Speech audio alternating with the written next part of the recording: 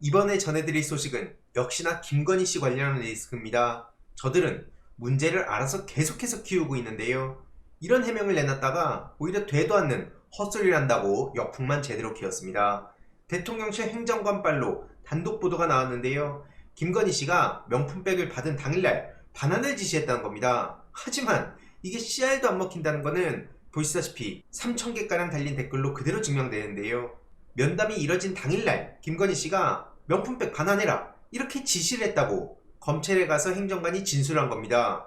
유모 행정관은 검찰에 가서 김건희 씨가 명품백을 받은 건 사실이다. 하지만 다시 반환하라고 지시를 내렸다. 이렇게 진술했고요. 일단 우리가 계속 문제 제기한 건 뭡니까? 애초에 왜 받느냐? 여기서부터 끝난 겁니다. 무슨 설명이 더 필요하죠? 참고로 저 유 행정관은 코바나 콘텐츠 직원 출신이고요.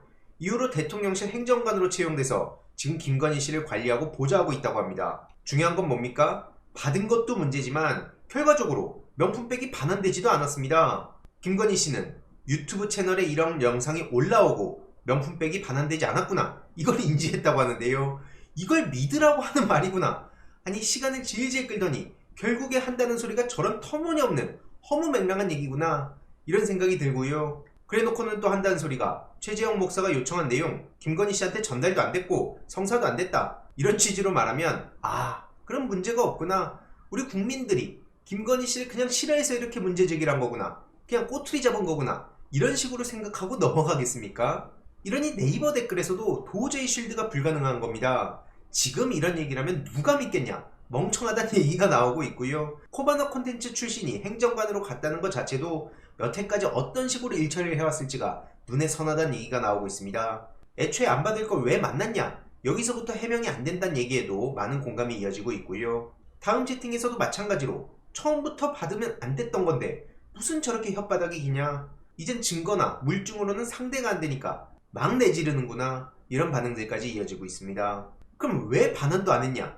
이런 지적이 바로 이어지자 또 저런 해명을 준비한 것 같은데요. 반환 지시를 깜빡했다는 겁니다. 다른 업무를 하다가 김건희 씨가 반환 지시하라고 했던 걸 제가 깜빡했습니다. 이렇게 주장한 건데요. 지금 산 넘어 산 넘어 산 넘어 산 넘어 지금 무한 반복되고 있는 건데 저런 얼토당토하는 헛소리를 하니까 오히려 논란만 더 키우고 있는 거 아닙니까? 이제는 말 그대로 빼박인 상황이고요. 참고인 신분으로 조사를 받으면서 저런 헛소리를 하니까 검찰은 이거 똑바로 처리해야 될 거다. 대놓고 저렇게 말 같지도 않은 소리를 나열하고 있는데 이걸 그냥 넘어간다면 니네들도 어떻게 되는진 모를 리가 없다.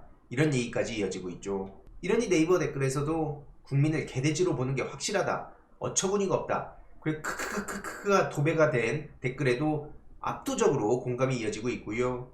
기가 막히다 이런 얘기가 나올 수밖에 없는 거 아닙니까? 게다가 영상 속에 나온 면세점 에코백도 여기에 오히려 대통령실에 보고서가 들어있었다. 이런 얘기를 해서 또 망신을 당하지 않았습니까? 저 에코백과 종이백에 대통령실에 보고 내용이 들어있었다고 생각하는 게 말도 안 되는 얘기라는 건 다들 아실 겁니다. 문제의 2022년 9월 13일 오후 3시 최재형 목사가 김건희 씨랑 만나고 나올 때 사무실 밖 복도 의자에 3명이 앉아 있었다는 거 아닙니까?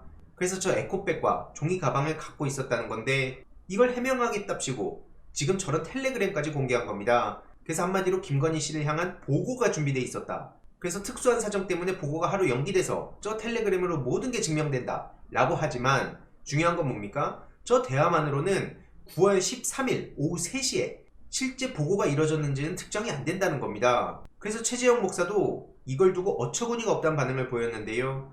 만약 저 주장이 맞다고 하더라도 9월 13일 오후 3시 전후로 약속을 잡았는지는 증명이 안 된다. 그때 그 메시지를 공개해야 되지 않겠냐 이렇게 비판했고요. 그렇지 않고서는 어떻게 대통령실 직원인지 아냐 이거죠. 그리고 대통령실 경호처 직원이라고 해도 이상한 게 서서 경호를 하는데 저렇게 떡하니 앉아있는 걸 본 적이 있냐. 그리고 대통령 부속실의 보고 문건을 찢어질 수도 있는 종이 가방에 넣었다는 건 웬 말이냐. 상식적으로 받아들일 수 없다는 비판입니다. 그리고 대통령실 주장이 맞다고 한다면 그건 더 심각한 문제가 된다는 건데요.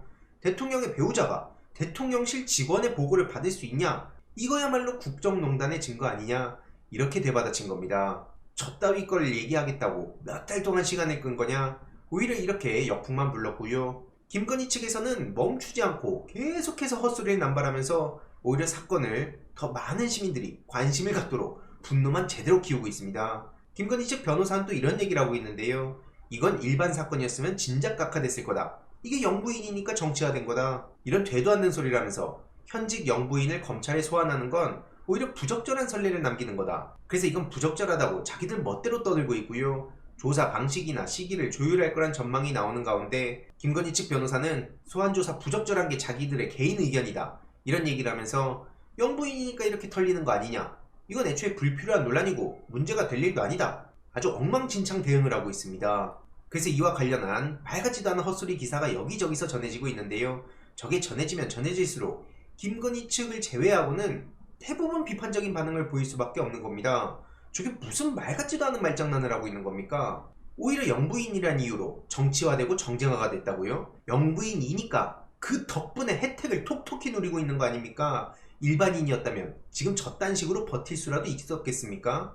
아무튼 그러면서 서면조사 정도가 최대다 이런 식으로 강조하고 있다고 하는데요. 야, 이러니까 성역 얘기가 나오는 겁니다. 저게 대놓고 노골적으로 성역화해주는 게 아닌 이상 말도 안 되는 일인 거죠. 일반 시민들이 김건희 씨처럼 저렇게 혜택을 누릴 수 있겠습니까? 이러니 네이버 댓글에서도 마찬가지로 일반인이었으면 진작 구속됐다. 뇌물에, 주가 조작에, 양평 땅에, 지금 수두룩한데 이런 걸 그냥 못 본 척하고 넘어가다가 이제 와서 대충 검찰이 뒤지는 척하는데 일반인이었으면 상상도 못할 일이었다는 거죠. 어떻게 저렇게 상식 밖의 말들을 대놓고 꺼내는지 이것도 도저히 납득이 안 간다는 반응이 쏟아지고 있고요. 그래서 민주당에서는 헛소리 좀 그만해라. 그래서 눈 가리고 아웅한다고 대받아쳤습니다. 한마디로 앞서 쭉 말씀드린 내용은 지금 법적 책임을 지우려고 오히려 눈 가리고 아웅하는 변명 아니냐. 이걸 믿어줄 국민은 없고 헛소리 좀 그만해라고 지적한 겁니다. 대통령실이 김건희 씨의 지시를 어겼다는 말도 황당무계하죠. 애초에 저것도 문제지만 바빠서 안 했다니까요. 이런 해명도 웃긴 거고 아주 말 같지도 않은 일들이 대놓고 벌어지고 있는 거죠. 그리고 검찰 향해서도 따끔하게 일침을 날리는데요. 상황이 이 지경까지 왔는데도 압수수색은 안 하고 그냥 공문 하나 띡 보내가지고 명품백 실물 제출하라고 요청할 계획이라고 하는데 이거야말로 권력의 눈치를 슬슬 보면서 성역화를 알아서 판을 깔아주고 있다는 겁니다. 이원석 검찰총장이 뭐라 그랬습니까? 법 앞에 특혜도 성역도 없다며요. 이재명 대표를 향해선 그리고 민주당을 향해서는 무슨 무고네 직권남용이네 그렇게 난리를 쳐놓고 김건희 씨는 무서워서 그러지도 못하나 보죠. 한번 당당하게 검찰총장으로서 목소리 좀 내보라니까요. 게다가 명품백 문제뿐만 아니라 지금 도이치모터스 주가 조작은 훨씬 더 심각한 문제입니다. 하지만 이런 문제에 대해선 침묵하고 있죠. 지금 김건희 측에선 여론전에 밀리지 않겠다 이런 의지를 보이면서 열심히 언플하고 있지만 정작 중요한 주가 조작 문제에 대해서는 입도 뻥끗 안 하고 그냥 넘어가려 하고 있습니다. 그냥 대충 서면 답변서 내고 시간만 끌고 다른 데로 시선 돌리게 하면 이런 문제가 그냥 없어진다고 착각하나 본데 꿈 깨길 바라고요. 그러면 그럴수록 우리들은 계속해서 문제 제기를 해야 됩니다. 민주당도 그래서 꾸준히 목소리를 내고 있는 거 아닙니까? 검찰에서 구체적인 질문을 수백여 개로 했지만 제대로 된 답변도 못 받았다고 하는데 아니 일반인이면 이게 버틸 수나 있었겠냐고요. 이러니까 불공정하다는 얘기가 당연히 나올 수밖에 없는 거고요. 이런 와중에 한동훈 씨는 무슨 그냥 간철수처럼 행동하고 있습니까? 윤 정부가 잘못은 안 했지만 겸손하지 않은 건 인정한다. 이거 전형적으로 안철수 씨 같은 화법 아닙니까? 이도 아니고 저거 아니고 그냥 여기저기 눈치만 보면서 극중주의를 취하다가 아예 나락으로 간 거 아닙니까? 아무튼 국힘 전당대회를 보면 계속된 막장 행보가 이어지고 있는데요. 원희룡 후보는 한동훈 후보를 향해서 토론할 때 옆에서 쫑알쫑알 됐다면서 저렇게 계속 공격을 하고 일단 어대안은 끊겼다. 그래서 어대안을 꺾었다면서 자화자찬을 하고 있습니다. 지금 그렇게 좋아할 때가 아닌 것 같은데요. 아무튼 그러면서 과거와 같은 탄핵 사태가 일어날 수 있다. 이렇게 한동훈 후보를 치려고 하지만 결국 본인들이 탄핵이라는 프레임 안에 그대로 말려 들어갔습니다. 그래서 한동훈 후보를 향해서 자기는 절대적으로 옳다면서 주변을 막 손절하고 나가는 이중성을 보이고 있다. 대통령이든 영부인이든 그냥 다른 사람들을 악역으로 만들고 자기만 혼자 절대적으로 옳은 사람이라고 빠져나가고 있다. 이런 얘기를 하고 있는데요. 지금 저런 원희룡 후보의 발언들로 인해서 어떤 일들이 벌어지고 있는지는 전혀 생각도 안 하는 것 같고 그저 기승전 한동훈에만 매몰된 것 같습니다. 그러면서 한동훈 가족을 비방하는 영상을 또 유포했다고 선관위에서는 구두 경고를 하기도 하는데요. 아주 별일이 다 벌어지고 있는 거죠. 원희룡 후보 캠프에 구두 경고 조치가 나갔다고 합니다. 그래서 지금 국힘 선관위에서도 발등에 불이 떨어져가지고 제발 좀 그만들 좀 싸워라 지금 이런 입장인 거고요. 그러든 말든 일단 한동훈만 깔 수 있으면 아무거나 다 갖고 온다는 거죠. 그래서 선관위 관계자는 이걸 누가 했는지 특정했고 관련 내용도 소명했으니 구두 경고 내용을 담은 공문을 보냈다는 거고요. 지금 친윤 이철규 씨도 난리를 치고 있습니다. 한동훈 까기 관련한 프로젝트의 유포자를 고소를 했다 이건데요. 한마디로 지금 친윤계랑 친한계랑 갈등이 도저히 꺼지지 않을 정도로 커져가고 있습니다. 끌 수도 없는 지경까지 가고 있는데요. 고소, 고발까지 이어지고 있죠. 한마디로 대세가 된 한동훈을 당대표가 되더라도 흠집을 잡아서 조기 낙마시킬 구체적 계획을 이철규 씨가 갖고 있다. 친윤계가 갖고 있다. 이런 내용이 퍼졌다면서 이런 찌라시를 유포한 사람을 이철규 의원이 고소했다는 거고요. 최초 유포자나 전파자 중에 만약 친한계가 껴있으면 이거는 전당대회 여부랑 별개로 앞으로 돌아올 수 없는 강을 건넌다는 거죠. 하지만 이미 강은 진작부터 건넌 거 아니겠습니까? 그러니까 선관위에 이어서 국힘 윤리위도 주말에 긴급회의까지 하는데요. 해당 행위는 엄정 조치하겠다. 그래서 최근 전당대회가 어마어마한 갈등으로 이어지니까 이걸 좀 수습 좀 하자 이런 취지인데 당연히 씨알도 안 먹히고 있습니다. 여기 또 이준석 씨가 등판하는데요. 할 말 많겠죠? 이런 식으로면 국힘 전대 후보들 전부 다 싸그리 당원권을 정지시켜야 되는 거 아니냐. 당윤리위원회를 강하게 비판하고 나섰습니다. 참고로 이준석 씨도 저렇게 당당하게 말할 상황은 아닌 것 같은데요. 성상납 의혹부터 증거인멸 교사 의혹, 그 이후로 양도구 의혹의 신군부 얘기까지 지금 추가 징계 논의를 했다고 하는데 요 뒤에 얘기는 엇가라고 치더라도 요 문제, 요 성상납 의혹, 살이 빠진다라고 포스팅했던 그 내용, 이 문제에 대해서는 아직까지 제대로 털린 게 아닌 걸로 알고 있습니다.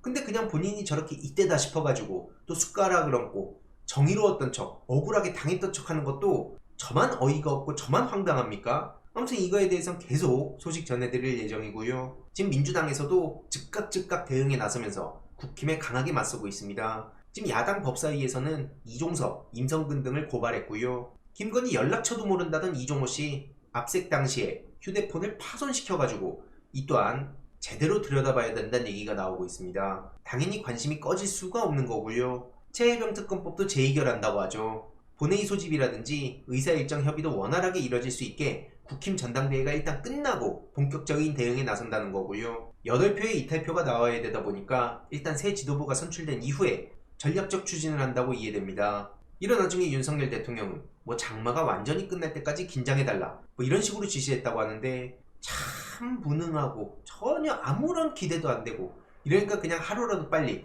끌어내리는 것밖에 답이 없다. 그렇게 안 하면 대한민국이 무너질 것 같다. 이런 얘기가 더더욱 나오고 있는 거라 봅니다. 그래서 이번 내용도 요약해보자면 김건희 씨 본인은 물론이고 김건희 측 되도 않는 헛소리를 하면서 대통령실에서 불난데 기름을 대놓고 콸콸 붓고 있다고 생각이 들고요.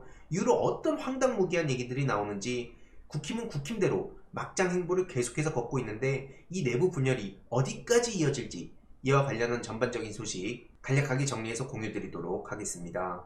이번 내용도 유익했다면 구독, 좋아요, 알림 설정, 멤버십 가입 정말 큰 힘이 된다는 점 말씀드리고 싶습니다. 주위에 널리 공유 부탁드립니다.